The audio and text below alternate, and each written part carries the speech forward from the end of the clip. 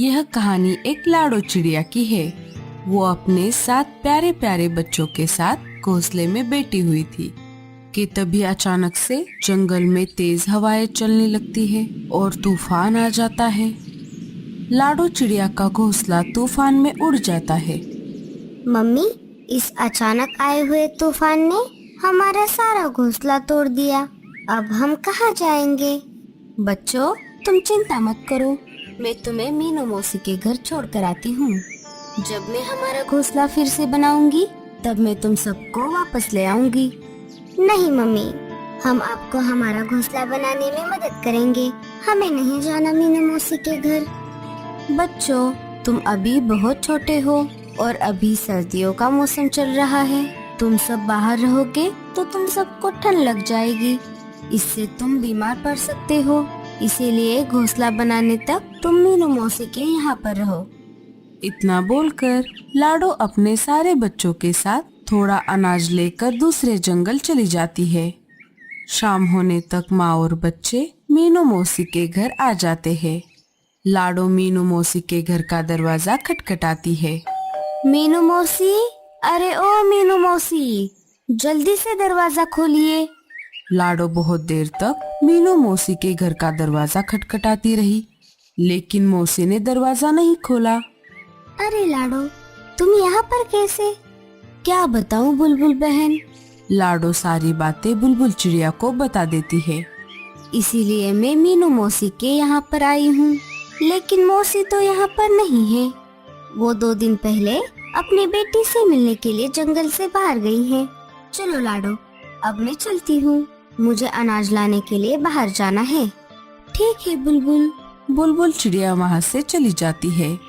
लाडो अब बहुत परेशान हो जाती है। पता नहीं अब मीनू मौसी वापस कब आएंगी। अब बच्चों को लेकर मैं किसके घर जाऊं? इस पूरे जंगल में एक मीनू मौसी ही थी, जिनके घर मैं बच्चों को कुछ दिनों के लिए वहाँ पर छोड़ सकती थी। बुलबुल चिड़िया का घोंसला भी बहुत छोटा है। अब तो थोड़ी देर में रात भी होने वाली है। तभी अचानक जोरदार बारिश शुरू हो जाती है। लाडो और बच्चे जल्दी से वहाँ से उड़कर एक अनजान पक्षी के घर के पास आ जाते हैं। लाडो घर का दरवाजा खटखटाती है। आप सब कौन हो और यहाँ पर क्या कर रहे हो? क्यों मेरे घर का दरवाजा खटखटाया? भैया जी, मेरा नाम लाडो है और ये है मेरे बच्चे। मैं पास वाले सुंदरवन जंगल से आई हूँ। मैं यहाँ पर मीनू मौसी के घर आई थी, लेकिन वो तो घर पर नहीं है और अचानक से ये जोरदार बारिश भी शुरू हो गई है। क्या आप थोड़ी देर के लिए बारिश रुकने तक आपके घर में हमें पनाह दे सकते हो? मैं बारिश रुकते ही मेरे बच्चों को लेकर यहाँ से चली जाऊंगी। रुको चिड़िया, तुम्हें घर के अंदर लेने से पहले मैं अपनी पत्नी गोरी से पूछ लेता हूँ।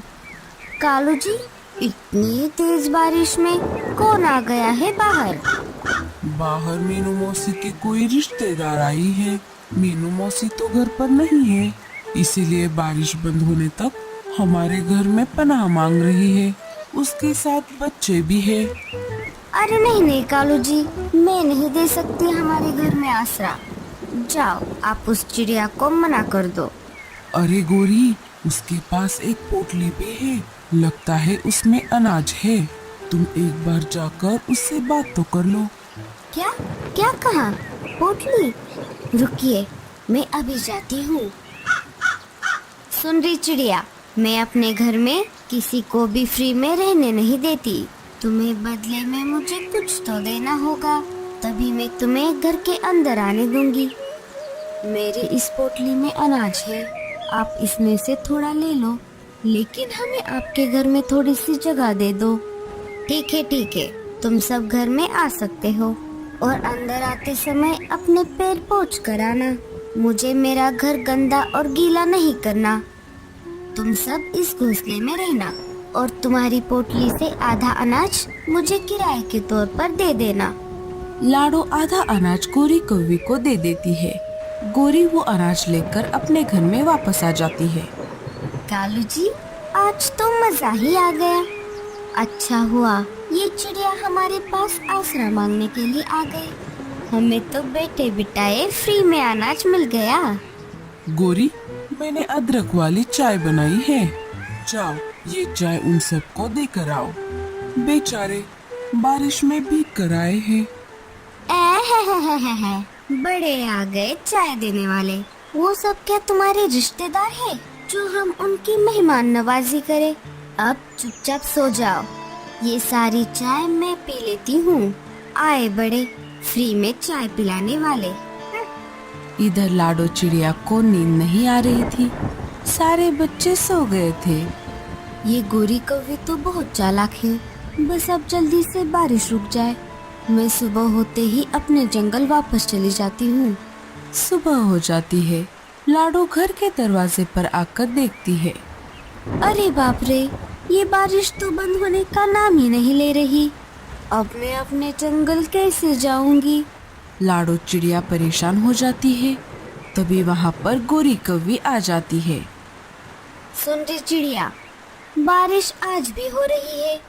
अगर तुझे आज भी घर के अंदर रहना है तो बाकी का अनाज भी मुझे दे दे। लेकिन बहन जी, मैं तो पहले ही आपको आधा अनाज दे चुकी हूँ। अगर ये बचा हुआ अनाज भी मैं आपको दे दूंगी तो मैं और मेरे बच्चे क्या खाएंगे? वो सब मुझे नहीं पता।